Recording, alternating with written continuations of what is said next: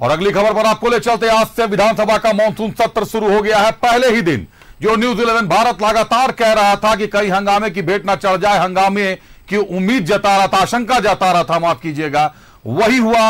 आज सदन के अंदर तो नहीं लेकिन सदन के बाहर जमकर हंगामा हुआ। बांग्लादेशी घुसपैठ को लेकर एनडीए उग्र रही, भाजपा पूरी तरीके से उग्र रही। इस मामले में राज्य निर्वाचन आयोग से लेकर दिल्ली निर्वाचन आयोग तक भाजपा ने दरवाजा खटखटाया है, जांच की मांग की जा रही है। लेकिन अगर जांच होगी तो क्या तय समय में चुनाव, अगर 23, 24, 22 या 24 से आचार संहिता लगने की उम्मीदें हैं, उम्मीद की जा रही है सितंबर या अक्टूबर के पहले हफ्ते में विधानसभा चुनाव हो जाएगा, तो क्या इतने कम अंतराल में यह संभव है कि जांच पूरी की जा सके? और अगर जांच नहीं हो पाएगी तो जांच की मांग को लेकर अगर विधानसभा का सत्र हंगामे की भेंट चढ़ जाता है तो शायद राज्य को मिलने वाले कई ऐसे प्रस्ताव होंगे, ऐसी सुविधाएं होंगी जिनसे राज्य महरूम रह जाए। पहले आपको ग्राफिक्स के माध्यम से दिखाते हैं क्या कुछ है, उसके बाद आप करेंगे अपने सहयोगियों से चर्चा। झारखंड विधानसभा का मानसून सत्र, हंगामा जबरदस्त। सत्र के पहले दिन विपक्ष का हंगामा। संथाल में बांग्लादेशी घुसपैठ पर हंगामा। डेमोग्राफी पर आमने सामने सत्ता पक्ष और विपक्ष।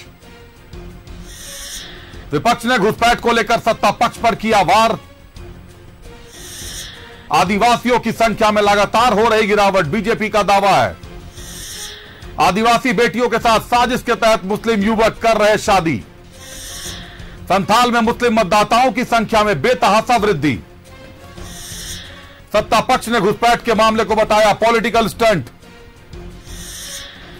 विपक्ष के आरोपों पर सत्ता पक्ष का पलटवार। कांग्रेस जेएमएम का गढ़ है संथाल, मजबूती से करेंगे मुकाबला। जनता का ध्यान भटकाने के लिए उठाया जा रहा है घुसपैठ का मुद्दा। घुसपैठ रोकना बॉर्डर सिक्योरिटी फोर्स का काम है। राज्य की सिक्योरिटी घुसपैठ नहीं रोकती। झारखंड की सीमा कहीं से बांग्लादेश से नहीं लगती, अंतर्राष्ट्रीय सीमा झारखंड से नहीं जुड़ती। झारखंड विधानसभा के मानसून सत्र में हंगामा छिड़ा आज, सत्र के पहले दिन ही। और करते हमारे सहयोगी राकेश हमारे साथ जुड़ रहे हैं सीधे विधानसभा से। राकेश, विधानसभा का पहला दिन, जो आशंकाएं न्यूज़ 11 की टीम जता रही थी कि कहीं ना कहीं बांग्लादेशी घुसपैठ को लेकर जिस तरीके से भाजपा मुखर है, एनडीए मुखर है, हंगामे के आसार नजर आ रहे थे। आज विधानसभा के अंदर तो नहीं लेकिन विधानसभा के बाहर जमकर हंगामा हुआ। राकेश, नहीं, बिल्कुल देखिए, विपक्ष ने अपने तेवर स्पष्ट कर दिए हैं और इस बात को लेकर पहले से ही चर्चाएं हो रही थी कि विपक्ष का तेवर जो होगा खासतौर पर घुसपैठ के सवाल पर वो आक्रामक होगा। और आज उसकी झलक जो है विधानसभा के बाहर देखने को मिली। अभिषेक बाबूलाल मरांडी से लेकर बीजेपी के तमाम बड़े चेहरे इस मुद्दे पर मुखर रहे, राज्य सरकार को घेरते रहे और ये कहा कि सरकार की अनदेखी की वजह से ये सारी चीजें हो रही है, सरकार के संरक्षण में घुसपैठ बढ़ा है, डेमोग्राफी चेंज हो रहा है और आदिवासियों की संख्या जो है वो लगातार घटती जा रही है, जबकि जो मुस्लिम आबादी है उसमें कहीं ना कहीं इजाफा हुआ है। तो ये एक बड़ा मुद्दा है विपक्ष का और विपक्ष इसी मुद्दे के आश्रय, इसी मुद्दे के सहारे विधानसभा चुनाव की बैतरनी भी पार करना चाहती है। अभिषेक, यही वजह है कि इस मुद्दे को विपक्ष छोड़ना नहीं चाहता है। प्रदेश बीजेपी के नेताओं से लेकर केंद्र के जो नेता जो झारखंड आ रहे हैं वो लगातार इस मुद्दे पर राज्य सरकार को घेरते रहे हैं। तो विधानसभा की मानसून सत्र की जैसे ही शुरुआत हुई ये मुद्दा आज भी गूंजा। हालांकि सोमवार से जब सेशन सुचारू रूप से चलना शुरू हो जाएगा तो आप देखेंगे कि हाउस के अंदर भी इस मुद्दे को जोर शोर से बीजेपी उठाने की कोशिश करेगी। हालांकि सत्ता पक्ष का भी अपना रुख रहा, सत्ता पक्ष का भी अपना जवाब रहा। उनका कहना है कि देखिए, ये बॉर्डर सिक्योरिटी का मामला है, लिहाजा ये केंद्र के अधीन आता है, केंद्र सरकार के अधीन आता है और केंद्रीय गृह मंत्रालय इसके लिए जिम्मेवार है। अगर बीजेपी को ऐसा लगता है कि वाकई झारखंड में घुसपैठ हो रहा है, बांग्लादेशी आ रहे हैं, जबकि उनका तर्क है कि झारखंड का कोई भी जिला जो है वो अंतर्राष्ट्रीय सीमा से टच नहीं करता है, ऐसे में घुसपैठ का सवाल बनता नहीं। अगर उसके बावजूद घुसपैठ हो रहा है तो ये कहीं ना कहीं फेलवर जो है वो केंद्रीय गृह मंत्रालय का है। लिहाजा ऐसे में बीजेपी को केंद्रीय गृह मंत्री अमित शाह से इस्तीफा ले लेना चाहिए। तो अपने अपने तर्क हैं, अपने अपने बयान हैं और इन्हीं बयानों के सहारे अब जो है जो सियासी तौर पे जो लड़ाई है अभिषेक, वो अब विधानसभा के तरफ धीरे धीरे कर मूव करता हुआ नजर आ रहा है। यही वजह है कि इस मुद्दे को और ज्यादा हवा देने की कोशिश बीजेपी के तरफ से की जा रही है। बीजेपी जितना इसे हवा देगी उतना ही ज्यादा आप देखेंगे कि जो सत्ता पक्ष के लोग हैं वो आक्रामक नजर आएंगे। तो दोनों तरफ से शब्दों के बाण, शब्दों के तीर चल रहे हैं और उम्मीद इसी तरीके की पहले भी थी कि जब सत्र की शुरुआत होगी तो हंगामे के साथ होगा और उसी तरीके का कमोवेश तस्वीर देखने को मिला आज। बहरहाल जब सोमवार से सुचारू रूप से सत्र जब शुरू होगा तब देखना होगा कि विपक्ष का जो रुख है, उनका जो अप्रोच है विधानसभा हाउस के अंदर में, वो कैसा रहता है अभिषेक।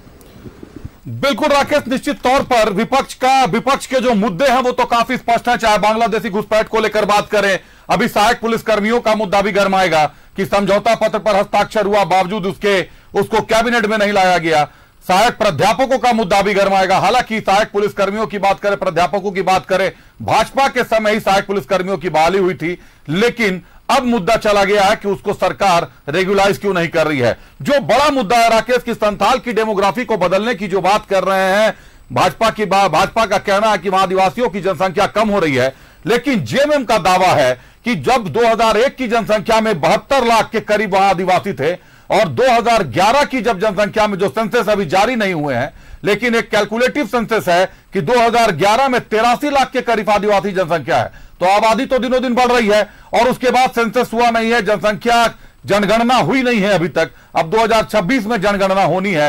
ये वोटर लिस्ट के जो आंकड़े हैं, इनके आधार पर सरकार को घेरना कितना उचित राकेश?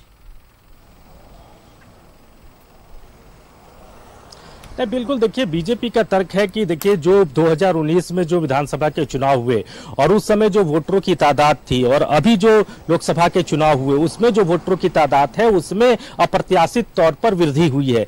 तो यही एक बड़ी वजह है और इसी वजह को लेकर बीजेपी जो है वो आक्रामक है। उनको लग रहा है कि बांग्लादेश घुसपैठ हुआ है और बांग्लादेश के रास्ते जो है वो बड़ी संख्या मुसलमान जो है वो झारखंड में प्रवेश किए हैं, खासतौर पर संथाल परगना के इलाकों में।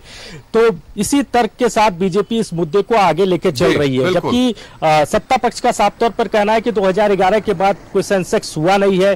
तो ऐसे में बीजेपी किन तथ्यों के आधार पर, किन तर्कों के आधार पर इन चीजों को रख रही है? आपके पास कोई तर्क होना चाहिए, कोई तथ्य होना चाहिए। अगर कोई तथ्य है तो सामने रखिए, लेकिन बीजेपी का तथ्य यही है कि 2019 का जो आंकड़ा था, अभी जो 2024 में लोकसभा के चुनाव हुए, जो वोटर लिस्ट है उसमें अप्रत्याशित वृद्धि हुई है। तो इसी को आधार मानकर बीजेपी जो है इस मुद्दे को जोर शोर से उठाने की कोशिश कर रही है। बिल्कुल राकेश, विधानसभा का सत्र है और आपने बिल्कुल ठीक कहा कि 2019 के वो लोकसभा चुनाव के वोटर लिस्ट और 2024 के लोकसभा चुनाव के वोटर लिस्ट को लेकर उसका मंथन किया है। भाजपा ने 10 विधानसभा क्षेत्रों का मंथन किया है, लेकिन राकेश ये जानकर हैरानी होगी कि सबसे ज्यादा तब घुसपैठ हटिया विधानसभा क्षेत्र में हुआ है। 136% वोटरों का प्रतिशत बढ़ गया हटिया विधानसभा क्षेत्र में, जो कि भाजपा का गढ़ माना जाता है। नवीन जायसवाल विधायक हैं, कई टर्म, 2 टर्म 3 टर्म से विधायक रहे हैं। तो हटिया में अगर बढ़ जाता है घुसपैठ, तब तो निश्चित तौर पर राजधानी तक घुसपैठ बढ़ गई है। कहीं ना कहीं चिंतनीय मामला हो गया है। बहुत धन्यवाद राकेश, हमसे जुड़ने के लिए, तमाम जानकारियों के लिए। आप